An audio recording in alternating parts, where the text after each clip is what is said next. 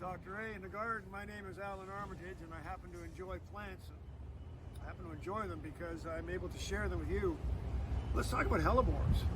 I mean, if you want a plant that is a no-brainer, both from the grower perspective, because once you grow it, you're going to be able to sell it, from the garden center perspective, because everybody wants hellebores, and from the gardener, because deer don't eat them, they flower beautifully, and they even look good as cut flowers. If you want a hellebore, all you need is get the right one. This is spectacular hellebore. This is a gold collection called Ice and Roses Red. You cannot go wrong on this. Look at the flower power. Foliage looks good. These will be here for a long time. They're perennial, and you're gonna love them. So, anybody who's looking at hellebores, sometimes called Lenten roses, but if you're looking at these things, gold collection, Ice and Roses Red. Let's go garden.